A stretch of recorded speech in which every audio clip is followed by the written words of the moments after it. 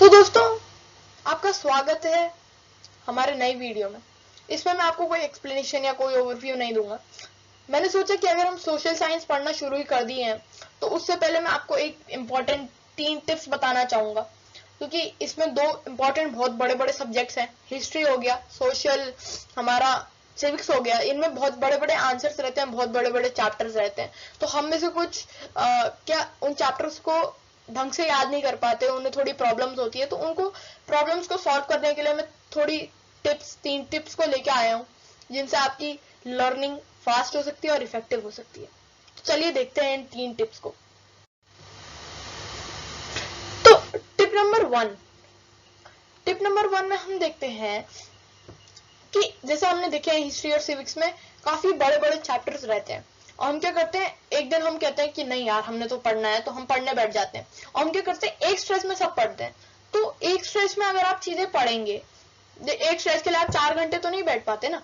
आप 15 मिनट के लिए करोगे, उठोगे और उसके बाद अपने दूसरे काम पे लग जाओगे, आपका ध्यान जल्दी डाइवर्ट हो जाता है। सो भले ही आप 5 मिनट के लिए पढ़े, 15 मिनट के लिए पढ़े, आधे घंटे के लिए पढ़े, लेकिन कुछ फ्रूटफुल पढ़े। जरूरी नहीं कि आपको पूरे एक स्ट्रेस में ही पढ़ना है, नहीं तो वो बहुत ज्यादा बोरिंग और बहुत ज्यादा बोरिंग और बेकार हो जाता है, आपको कुछ याद भी नहीं रहता है। थोड़ा थोड़ा पढ़े, आधे घंटे के लिए पढ़े, उसे चैप्टर को ना ब्रेक करके चले। उनके पॉइंट्स एक जगह आप लिख लीजिए, ठीक है, और उनके पॉइंट को पॉइंट वाइज आप कवर करते रहिए। और जो टाइमिंग है अपनी, मतलब आधे घंटे के लिए आप पढ़े, उसके बाद भले ही आप ब्रेक ले लें, लेकिन एक स्ट्रेस में अगर आप पढ़ेंगे तो आपको बहुत ज्यादा बोरिंग लगेगा और कुछ समझ में भी नहीं आएगा। तो ये हमें लीड करता है टिप नंबर 2 पे। तो टिप नंबर 2 में हम ये चीज पढ़ेंगे कि हम जैसे क्वेश्चन आंसर्स लिखते हैं, ठीक है, हम जैसे कोई क्वेश्चन आंसर लिख रहे हैं हिस्ट्री का, वो अराउंड 300 या 400 वर्ड्स का है। तो क्या कर सकते हो आप कि आप उस क्वेश्चन या उसके आंसर को एक बार ढंग से आप पढ़ लो। अगर आप उसको हिंदी में ट्रांसलेट कर सकते हो तो हिंदी में एक बार करके उसे समझ लो, ठीक है। हिंदी में समझ में आ गया तो आप उसे इंग्लिश में इजीली ट्रांसलेट भी कर पाओगे। और अगर नहीं भी कर पाते तो कोई बात नहीं, उसके जो मेन आंसर के जैसे कुछ पॉइंट्स रहते हैं, उन पॉइंट्स को आप क्या कर लो, मार्क कर लो, और उस चैप्टर को यानी कि उस आंसर को बार बार रीड करो, ठीक है। रीड करो, कम से कम 3 बार रीड करो, ढंग से रीड करो।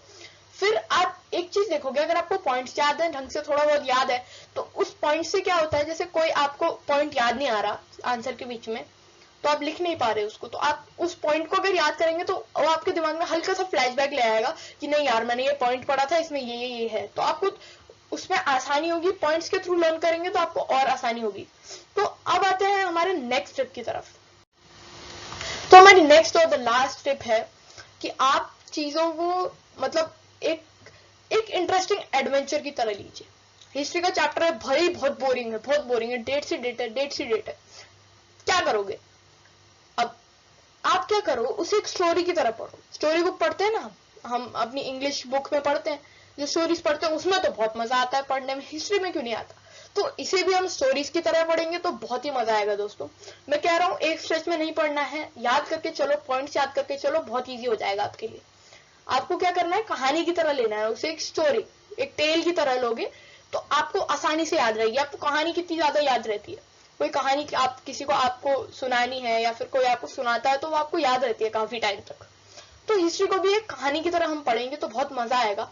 अब ज्योग्राफी का हमने 2 चैप्टर तो कर ही लिए हैं, मतलब पार्ट 1 हो गया है, पार्ट 2 के साथ आऊंगा, इसलिए आपको ये टिप्स देनी जरूरी थी, नहीं तो आपको आगे जाके प्रॉब्लम होती। इन टिप्स को फॉलो करिए, आपको बहुत इंप्रूवमेंट दिखेगा अपने अंदर।